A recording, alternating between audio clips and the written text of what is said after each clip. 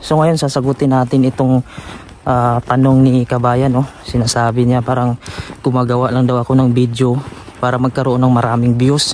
Yung about nga dito sa Titanic mga kabayan, no? Na ang sabi ko dito, ayon sa nabasa ko sa Google, yung Titanic ay nabangga niya yung iceberg na nanggaling dito sa Greenland. Kabayan, huwag ka naman magalit kasi yung sinasabi ko ay yung nakita ko lang dito sa Google. So papakita ko sa inyo yung probe na nabasa ko sa Google. Hindi ko sinasabi na ito ay tama dahil maraming mga pag-aaral kung paano talaga nalunod yung Titanic. So ito basahin mo. 'Di ba yung iceberg ay nanggaling daw dito, nakasulat sa ice glacier ng Greenland na nagta-travel. Alam mo ba kung saan lumubog yung Titanic? Basahin mo sa Google. Nasa ibaba ng Newfoundland Labrador na part ng Canada. Tapos sa gilid niya malapit na sa New York. So dyan sa banda na lunod. Alam niyo ba yung Newfoundland Labrador na yan ay katabi na yan ng Greenland. Sa baba namin mga kabayan, sa South Greenland ay Canada na siya. Sa gilid namin ay Canada. So alam niyo ba yung iceberg nagta-travel yan ng ilang milya? Dito kasi mga kabayan, alam nyo, ito nakita nyo dito sa month kung kailan na lunod yung Titanic, April. So dito sa Greenland ganito, March, April, yung mga iceberg na yan, nagbabasagan yan dito sa Greenland. Matataas kasi yung mga kabayan, yung mga iceberg na yan, malalaki.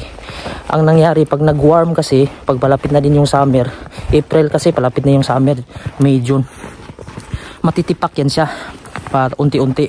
Pero yung tipak niya mga kabayan, malalaki pa rin yan kasi yung ilalim yan, ito yung iceberg kasi 20% lang yung nakaangat, pero yung ilalim yan 80% yung solid yan.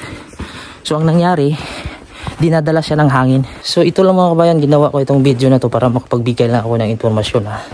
So itong iceberg na to, mula siya dito sa North Greenland, na biyak siya.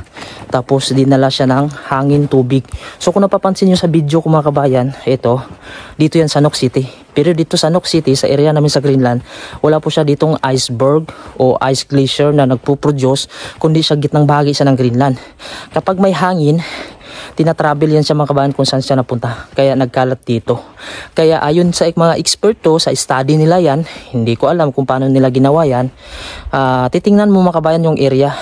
Greenland, Canada, mayroon ba sa Canada na nagpo-produce ng iceberg? Sa Newfoundland, mayroon bang nagpo-produce ng iceberg? Malamig ba yung lugar nila sa buong taon? Kasi yung Greenland mga kabayan, 80% ng lugar dito ay nababalutan siya ng mga iceberg at yelo. Kahit summer dito mayroon, kaya hindi siya natutunaw. Kaya saan natin pwede makita yung iceberg na yan? Kung sa Iceland siya, malayo naman. Kaya yun ang sinasabi ko sa iyo kabayan. Wag po kayong magalit sa akin. Wag nyo po akong sabihan na nagsasabi ako ng mga hindi totoo. Hindi ko naman sinasabi na totoo yung pinopost ko dito. Ang sa akin lang ay ayon sa aking nabasa sa Google. So hindi ko po ito gawa-gawa dahil nakasulat po sa Google. Maaari po itong hindi totoo, pero wala po tayong patunay. So yun lang mga kabayan, no? Wag ka pong magalit sa akin na gumagawa ako dito ng video para lang magka-views. Ang totoo mga kabayan,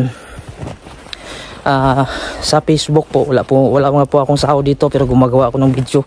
Itong video na ito mga kabayan ay ginagawa ko lang para mayroon akong remembrance. So mga kabayan, sa YouTube mayroon din ako minsan pakunti-kunti na sinasahod dito. Pero yung iba binibigay ko po sa church namin. Minsan sa akin naman. So hindi naman lahat binibigay ko sa church, minsan nagbibigay ako. Dahil yung kita ko dito sa YouTube, hindi naman talaga yung pagbablog punta ko dito pagtatrabaho naman. So yun lang mga kabayan, no? Sana yung video ko ay nakapagbigay ng informasyon sa iyo. Kung masasabi mo po na hindi po totoo yung galing sa Greenland yung iceberg na nabangga ng Titanic, basahan mo din po ako o i-comment po dito kung ano talaga yung nangyari sa Titanic. Baka mayroong nanonood dito kung ano ba talaga yung dahilan ng pagkalubog ng barkong Titanic, no? Kasi nga mga kabayan, yung ginagawa pa yung Titanic na yun, ang sabi pa nga ng gumagawa nun, kahit yung Panginoon daw hindi daw makakatibag doon sa barkong Titanic dahil napakatibay yung pagkagawa mga kabayan. Kahit anong bagyo pa daw mga kabayan, gaano kalakas ay hindi daw talaga malulunod or masisira yung Titanic. Pero dahil nga kinalaban niya yung Panginoon mga kabayan, kaya ganyan mga kabayan, no? Huwag talaga nating subukan yung Panginoon dahil siya lang ang may gawa ng lahat. Kaya hindi ako pabor sa ganun mga kabayan, yung mga tao na hindi naniniwala sa Panginoon. Ako talaga, ramdam ko talaga yung Panginoon mga kabayan, na buhay talaga siya. Ito kasi sabi ni kabayan nagmagawa lang daw ako ng kwento. So i-check natin dito sa Greenland mga kabayan, kasi yung ganyan kasi sa atin tinatawag nilang marites. So ngayon ipapakita ko sa inyo mga kabayan kung pwede ba dito yung marites, yung mga ganito gumagawa ng chismis. So ipapakita ko sa inyo kung pwede ba dito yung marites. I-check natin dito. Kasi sa Pilipinas mga kabayan, pag alas 6 pa lang nga umaga, alas 5 pa lang naglabasan na yung mga marites sa mga kalsada. So dito tayo sa labas, sa tinatrabuhan ko, titingnan natin yung kalsada. Kung may mga marites na ba dito nag-aabang para makita ito ni kabayan na nag-comment. Sinasabi niya gumagawa na tayo ng istorya. So sa atin kasi yung mga marites na tinatawag nila, yun yung mga gumagawa ng kwento, nagtichismis umaga pa. So ipapakita ko sa mga kabayan kung pwede ba dito yung marites. Check natin dito sa harap.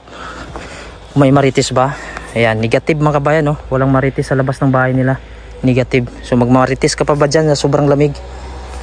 So dito i-check natin na kanto mga kabayan. Negative yung marites dito. I-check natin itong mga bahay mga kabayan kung may marites. Ayan, ito mga bahay ito. Ayan, wala. Negative yung marites dito mga kabayan. So doon sa unahan pupuntahan natin kung may marites. Dito sa kanan, ayan, negative yung marites dito. So hindi talaga pwede dito yung marites na area. So magmamarites ka pa ba nito mga kabayan, no? Baka mag-lock na yung panga mo dito sa sobrang lamig.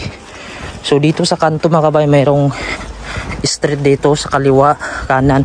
So titingnan natin dito sa kanan kung mayroong bang marites. Ito yung kanan. Ayan, negative. Negative yung marites. Diyan sa harap, sa bahay kung may nagmarites ba, negative. So hindi ka makamarites dyan. Dito sa harap, negative din mga kabayan, no? Ayan, negative yung marites. Bawal talaga pala yung marites dito. Dito naman sa kaliwa, negative talaga yung marites mga kabayan, no? So yun mga kabayan, no? Negative pala dito yung marites. Ayan yung marites mga kabayan, yung mga gumagawa ng chismis na hindi maganda. So dito sa Greenland mga kabayan, sasalita naman sila ng ganito, pero hindi pa naman ako nakarinig dito na pinagchichismisan ako na kung ano-ano. Tahimik dito yung buhay ko mga kabayan simula nung dumating ako dito sa Greenland. Kaya wala talaga akong may naririnig dito na mga negative para sa akin. Meron naman dito yung mga tao, mga mababait sila talaga mga kabayan. At hindi talaga sila nagmamarites. Kaya nito umaga mga kabayan, nagtatrabaho na yung mga tao. Kaya dito sa Greenland, kapag marites ka tapos magtrabaho ka dito, baka mamatay ka dito mga kabayan. Hindi ka mamatay sa lamig, mamatay ka dahil hindi ka makapag-dismiss. Dito sa Greenland mga kabayan, mahirap nang makipagmarites dito, no? Yung pupunta ka pa sa kapitbahay mo para mag-dismiss lang. Ako dito, nagtatrabaho ako dito 11 hours a day. Tapos 6 days and a half yung trabaho ko sa loob ng isang linggo. So wala na talagang oras. Yung oras ko mga kabayan, nabuhos na talaga dito sa trabaho ko dahil nag-overtime nga ako ng 3 hours a day. So pagdating sa bahay, pagod na. Sa pagluluto pa lang mga kabayan, mahirap na. Ayun pang makipag-chismis ka pa dito sa mga kakilala mo. So wala na talagang oras. So yung mga tao dito, busy lang sila dito sa pagtatrabaho. So yun mga kabayan, peace mga kabayan ha. Yung kuhan ko lang, kwento-kwento lang yun, pero sa totoong buhay, kuhan talaga yun, nangyayari yun sa atin sa Pilipinas.